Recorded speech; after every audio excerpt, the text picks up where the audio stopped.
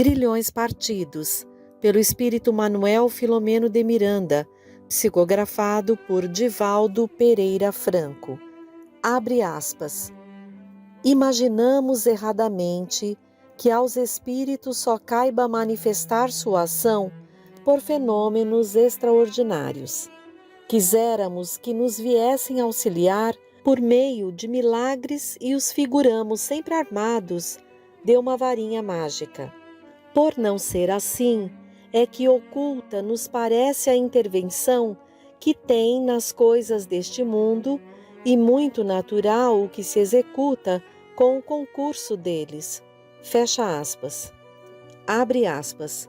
Assim é que, provocando, por exemplo, o encontro de duas pessoas que suporão encontrar-se por acaso, inspirando a alguém a ideia de passar por determinado lugar, chamando-lhe a atenção para certo ponto, se disso resulta o que tenham em vista, eles obram de maneira que o homem, crente de que obedece a um impulso próprio, conserva sempre o seu livre-arbítrio. Fecha aspas. Livro dos Espíritos, questão 525, comentário. Capítulo 5. Interferência espiritual. Na sua festa de aniversário, Esther fora surpreendida pela agressão de revoltado espírito que, acoimado por violenta crise de ódio, encontrou na sua sensibilidade mediúnica o campo propício para a incorporação intempestiva quão infeliz. Assenhoreando-se das forças medianímicas da jovem, o obsessor, na sucessão dos dias, imantou-se-lhe quanto pôde ao campo psíquico, culminando no lamentável e longo processo de subjugação. Compreensivelmente, espírito em débito ante os códigos da divina justiça, possuía os requisitos para uma sintonia perfeita, propícia ao agravamento do problema. À sua semelhança na, abre aspas, casa de saúde, fecha aspas, onde espiava os delitos ultrizes do passado, muitos outros pacientes eram vítimas da constrição obsessiva. Fugindo à etiologia clássica da loucura, na qual o enfermo é espírito que busca fugir à realidade objetiva, fortemente assinalado pelas reminiscências próximas em que chafurda, torna-se suicida inconsciente, por meio de cujo recurso procura evadir-se às responsabilidades novas que lhe cumpre assumir e desenvolver, a fim de liberar-se. Naturalmente, eclodindo a manifestação da loucura, instala-se também um simultâneo processo obsessivo, graças às vinculações que mantém encarnados e desencarnados na contabilidade dos deveres múltiplos, poucas vezes desenvolvidos com retidão. Na obsessão, a loucura surge na qualidade de ulceração posterior irreversível, em consequência das cargas fluídicas de que padece o paciente, vitimado pela perseguição implacável. Face à insidiosa presença de tal energia deletéria, desarticulam-se o equilíbrio emocional, a estabilidade nervosa, o metabolismo orgânico e, pela intoxicação de que se vêem objeto, vários departamentos celulares se desorganizam, envenenando-se, ulcerando-se. Através de tal esquema em muitos processos obsessivos, a terapia salutar há de ser múltipla, acadêmica e espírita, imprescindíveis para colimar os resultados eficazes. No caso específico de Esther, encontravam-se como agravantes múltiplos fatores kármicos, que aumentavam o sofrimento da aturdida obsessa. Como ninguém se encontra marginalizado ante os recursos divinos, a presença de Rosângela representava o recurso inicial utilizado pelos benfeitores invisíveis para os primeiros tentames favoráveis à alienada, embora jamais houvesse ficado em a superior assistência. Profundamente amadurecida, não obstante a pouca idade física, a auxiliar de enfermagem experimentara desde cedo o cadinho purificador de muitas vicissitudes e aflições que contribuíram para a harmonia íntima de que se fazia possuidora. Órfã desde os 8 anos, ficara aos cuidados paternos em subúrbio carioca, lutando com bravura pela sobrevivência. Sensível e meiga, conseguira granjear afeições espontâneas entre os vizinhos, que passaram a assisti-la com desvelo, inclusive matriculando-a em escola primária próxima ao lar. O pai, diligente, trabalhava afanosamente, mantendo-se viúvo quanto pôde. Consorciando-se alguns anos depois, a esposa fez-se terrível adversária da enteada, que foi, então, transladada para digno lar em Botafogo, onde se alojou na condição de ama de criança. À medida em que o tempo se desdobrava, natural, conquistou a amizade dos patrões que, em lhe identificando o drama resignado, resolveram socorrê-la da maneira mais favorável. Espíritas convictos adestraram-na, membro da família em que se convertera, na grandiosidade dos estudos doutrinários, cuidando também da sua instrução através do ingresso em ginásio noturno, donde estava recém-saída após concluir ligeiro curso de enfermagem auxiliar, a cujo mister agora se entregava. Participando dos labores espiritistas, aguçara-se-lhe as faculdades mediúnicas que receberam carinhoso e lúcido trato dos benfeitores, encaminhando-a ao centro espírita, onde passou a cooperar nos benéficos serviços de socorro desobsessivo. Ao defrontar Esther, pressentiu a tragédia que se desenvolvia além das manifestações exteriores da paciente. Simultaneamente, poderosa simpatia brotou-lhe dos sentimentos puros, envolvendo a atormentada desde então na devoção das suas preces e vibrações. Inspiradas pelos seus e pelos guias espirituais da doente, foi-se a pouco e pouco acercando, até conseguir com a simples presença acalmá-la, desembaraçando-a da, abre aspas, camisa de força, fecha aspas, a que se via jugulada, quando não se encontrava sob as altas doses de sedativos que lhe eram impostas com regular frequência.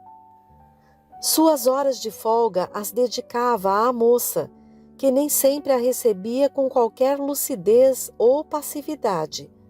Todavia, pelas emanações psíquicas que exteriorizava, conseguia neutralizar a agressividade do obsessor, que se lhe submetia à força moral, como se fora uma energia balsamizante que se contrapunha à sua nefasta pertinácia. Emocionada, inteirou-se do terrível sofrimento da tutelada, mediante o conhecimento da, abre aspas, história clínica, fecha aspas, e por meio de informações que logrou recolher discretamente. Aconselhando-se com os tutores, resolveu procurar os pais da internada, na pressuposição de elucidá-los sobre a enfermidade da filha. Confiava poder ajudar, fiel à recomendação evangélica. Solicitando por telefone uma entrevista formal com o senhor coronel e a senhora Constâncio Santa Maria, foi recebida em clara manhã de setembro no apartamento outrora feliz, ora transformado em triste refúgio de amarguras e reminiscências dolorosas. Acolitada pelos espíritos benfazejos que a amparavam, ao apresentar-se com natural timidez e constrangimento, não lhe passou despercebido o enfado refletido na face dos anfitriões. Sentia-se vistoriada com enérgica observação, e não fossem as excelências dos propósitos que a animavam, teria solicitado escusas recuando. Na conjuntura, firmemente teleguiada pelos espíritos, falou sem rebuços. Rogo-vos permissão para elucidar que afeição muito grande e até certo modo inexplicável liga-me a Esther, de quem me fiz encarregada no hospital, por solicitação espontânea. O casal emudecido, surpreso, escutava-a, sem dissimular o desinteresse pela sua presença. Depois de breve pausa, continuou ante o mutismo descortês dos ouvintes. Venho cuidando dela há mais de um mês, sem conseguir-lhe uma palavra de equilíbrio que denotasse raciocínio, exceto... Exceto? Inquiriu a senhora. Exceto há poucos dias, prosseguiu, quando, muito debilitada, num breve momento, pareceu recobrar a claridade mental, balbuciando: Mamãe, mamãe, onde você está? Tenho medo, mamãe. Oh, meu Deus! Exclamou em pranto incontrolável a dorida senhora. Acalme-se, meu bem, acudiu o esposo igualmente lacrimoso. Perdoai-me, trazer-vos a renovação das lágrimas, intentou a auxiliar, emocionada a seu turno.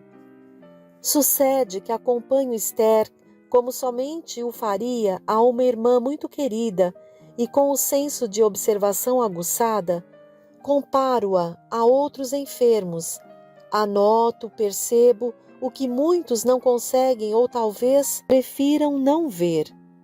Como assim? Interrompeu o senhor coronel. Por favor, seja mais clara. Diga-nos o a que veio.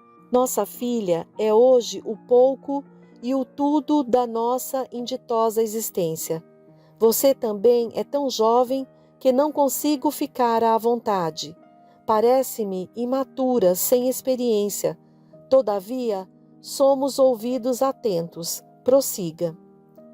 Senhor coronel, iniciou Rosângela, Esther não é uma louca segundo os padrões comuns, tradicionais. Sim, sim, interrompeu o coronel Constâncio. Nós o sabemos. Seu psiquiatra já nolo asseverou o mesmo. Não, por favor, atalhou Rosângela. Ouvi-me primeiro. Não é comum porque não a considero louca. Digo bem, assegurou calma e lúcida, dirigida espiritualmente. É uma obsessa por espíritos.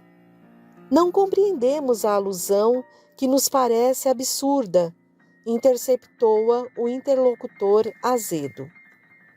Ouvi-me primeiro, solicitou confiante. A morte não elimina a vida, antes a dilata. Mudam-se as aparências no curso de uma única realidade, viver. Assim, com a morte do ser físico, não cessam as impressões do ser espiritual, conforme asseguram todas as religiões, do que decorre um natural intercâmbio, incessante, entre os que sobrevivem ao túmulo e aqueles que ainda não o atravessaram. Retornam, felizes ou desventurados, os que foram conduzidos ao país da morte, seja pelo veemente desejo de ajudar os afetos da retaguarda, a diverti-los e confortá-los, com eles mantendo agradável comunhão, seja vitimados pelo sofrimento com que se surpreendem, buscando ajuda e muitas vezes perturbando, seja dominado pelas paixões inditosas de que não se conseguiram libertar, perseguindo, destilando ódios, obsidiando em incessante conúbio. Mas isso é bruxaria, interrompeu-a quase violento. Aqui somos tradicionalmente religiosos e detestamos essas práticas vulgares de fetichismo que, desgraçadamente, empestam nestes dias a nossa sociedade. Rogo-lhe o favor de mudar o curso da conversa.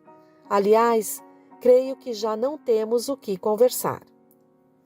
Rosângela tornou-se lívida, enquanto o progenitor de Esther estava rubro de ira, furibundo. Sob o verniz social, agasalhavam-se muitos estados de ferocidade. Diga-me, senhorita, interrogou-a áspero, qual a sua religião? Espírita, senhor. Desde quando o espiritismo é religião? Desde os primórdios. Atrevida e petulante, vir à minha casa arengar sobre magia negra, superstição, como se fôramos pessoas ignorantes, pertencentes às classes inferiores que se comprazem, por fuga psicológica e misérias nessas práticas de que faz falta a repressão policial enérgica. Antes de retirar-se, responda-me, nos hospitais agora, se permitem bruxos e macumbeiros entre os seus servidores? Querido, exclamou a senhora, não se encolerize. Isso mesmo, redarguiu, diga-me. A jovem estava perplexa, porém lúcida, e refletia, abre aspas, como a verdade é proposital, comodamente ignorada. Quão poderoso é o cerco do orgulho que separa homens por dinheiro, posição, aparência, apesar de todos marcharem inexoravelmente para uma mesma direção. A consciência que os examinará despido dos engoldos a que se aferram. Fecha aspas. Inspirada, contestou delicadamente. Excelência, aqui venho propondo-me servir com humildade e desinteresse. A minha confissão religiosa não tem ligação com a minha modesta função hospitalar, senão para impor-me a conduta cristã, que ensina misericórdia em relação aos infelizes, esteja nas camadas do infortúnio social ou no acume da ilusão econômica. No santuário espiritista que frequento, o alvo redentor é Jesus. A estrada a percorrer chama-se caridade, seguindo sob o sol da fé viva e a força do amor fraternal. Venho a este lar em missão de paz e dele sairei pacificada, sem embargo, expulsa, o que muito lamento, não por mim, que reconheço a minha própria desvalia. O vaso modesto não poucas vezes mata a sede, oferta o medicamento salvador, retém o perfume, atende a mistérios relevantes, enquanto preciosas taças de cristal lapidado adornam mortas, empoeiradas, móveis luxuosos e inúteis. O coronel Santa Maria e esposa ouviam-na, incomodados pela argumentação superior, apresentada com humildade, impossibilitados de a interromperem, magnetizados pelos instrutores espirituais presentes. Enquanto isso, semi-incorporada, Rosângela aduziu, abre aspas, brilhe a vossa luz, fecha aspas, conclamou o Cristo, para que o mundo vos conheça. A luz da verdade fulgurará, apesar das 1000 tentativas da treva em domínio transitório. Os pseudo-bruxos que a intolerância fez queimar, ao perecerem, não deixaram silenciosas as vozes que retornaram e volverão até instalado na terra o, abre aspas, reino de Deus. Fecha aspas. E após rápida reflexão, continuarei velando por Esther. Nunca mais, esbravejou o senhor coronel, que rompera o mutismo obrigatório a que estava subjugado. Providenciarei para que não volte a vê-la, caso não resolva exigir a sua expulsão daquele frenecômio. Como lhe aprouver, excelência, dai-me vossa licença. Bom dia, senhores, passai bem. O dia seguia, bonançoso, tépido. O vento e a maresia que corriam pela Avenida Atlântica, aspirados em longos haustos pela jovem servidora da esperança, despertaram-na.